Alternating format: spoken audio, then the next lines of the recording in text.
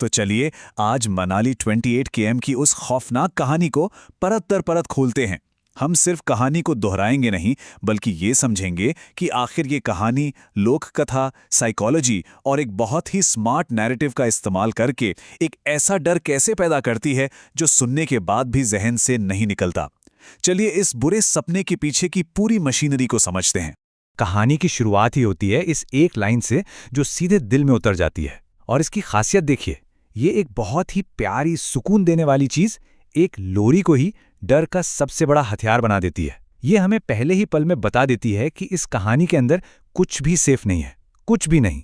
तो कहानी में है 4 दोस्त, साहिल, चिराग, अरुण और समय। ये लोग मनाली जा रहे हैं, लेकिन ये कोई नॉर्मल वैकेशन ट्रिप नहीं है। असल में ये कोशिश है समय को उस गहरे सदमे से बाहर निकालने की जो उसे अपने छोटे भाई की मौत के बाद लगा है। और यही इमोशनल बैकग्राउंड आने वाले खौफ के लिए एक बहुत ही नाजुक स्टेज तैयार करता है। देखिए, यहाँ समय का दुख सिर्फ एक बैक स्टोरी नहीं है, बल्कि कहानी का साइकोलॉजिकल इंजन है।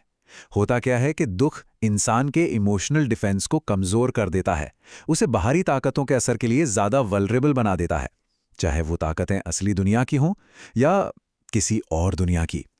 समय सिर्फ दुखी नहीं है, वो उस खौफ के लिए एक खुला दरवाजा बन चुका है जो बस दस्तक देने ही वाला है। दोस्तों का अगला प्लान है रोहतांग पास घूमने का, लेकिन निकलने से ठीक पहले होटल का रिसेप्शनिस्ट उन्हें एक अजीब सी, अशुभ सी चेतावनी देता है। और जैसा कि हॉरर कहानियों में हमेशा होता है, इस चेतावनी को वो लोग बड़ी लापरवाही से नजरअंदाज कर देते हैं। और यहीं पर यह कहानी एक बहुत चालाक काम करती है। ये अपने अलौकिक डर को असलियत की जमीन देती है।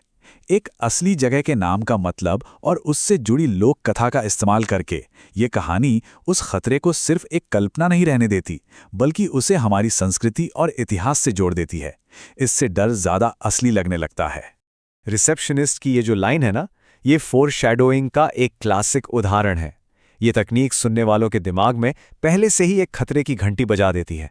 हम जानते हैं कि कुछ बहुत बुरा होने वाला है, और सारा टेंशन इसी बात से बनता है कि हम किरदारों को उसी जाल में फंसते हुए देख रहे हैं जिसके बारे में हमें पहले ही बता दिया गया था।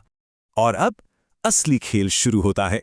रोहतांग पास से देर रात को लौटते हुए एक घना, सब कुछ निगल जाने वाला कोहरा उन्हें घेर लेता है। अब यहाँ माहौल ही दुश्मन बन जाता है और साइकोलॉजिकल टेरर का पर्दा उठता है।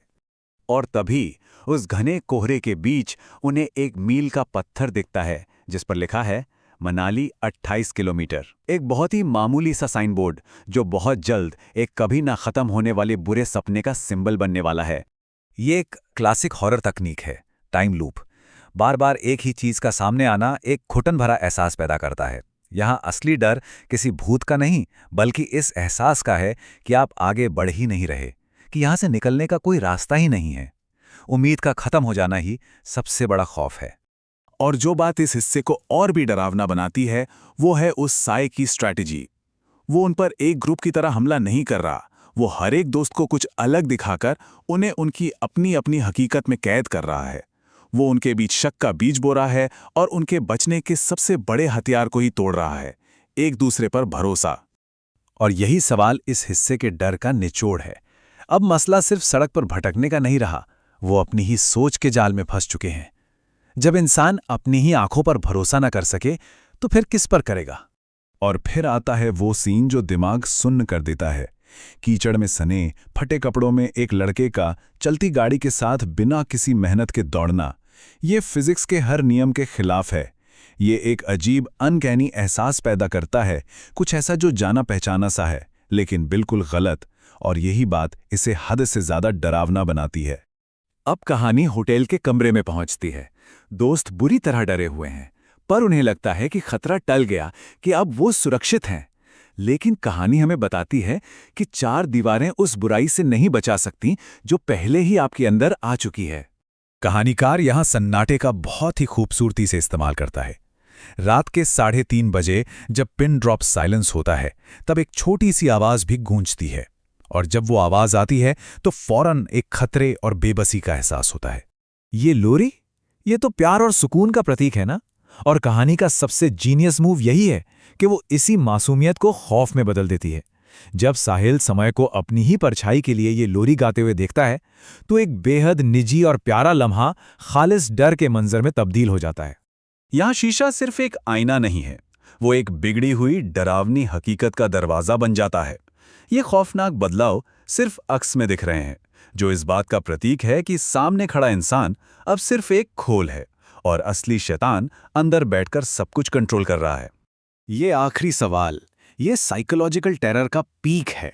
वो साया इंसान की सबसे बुनियादी भावना, किसी की मदद करने की इच्छा को ही एक हथियार की तरह इस्तेमाल कर रहा है। वो दोस्तों को एक ऐसे चुनाव पर लाकर खड़ा कर देता है जहां उनकी अपनी हमदर्दी ही एक जानलेवा फंदा बन सकती है।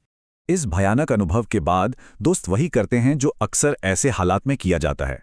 वो पारंपरिक रीति रिवाजों में पनाह ढूंढते हैं। वो समय को एक स्थानीय पंडित के पास ले जाते हैं, इस उम्मीद में कि आस्था इस अलौकिक खतरे को हरा देगी। उस साये का शरीर से निकलना यहाँ फिजिकली दिखाया गया है। वो काला गाढ़ा लिक्विड उस बुराई का एक घिनौना ठोस सबूत है जो समय के अंदर घर कर चुकी थी। ये एक ऐसा अंत है जो जितना सुकून देता है उतना ही परेशान भी करता है। और हमारी ये पड़ताल इसी बेचैन कर देने वाले सवाल पर आकर खत्म होती है। यही इस कहानी का असली सार है। आप शायद किसी भूत को भगा सकते हैं, लेकिन उस खौफ की याद को कैसे भगाएंगे?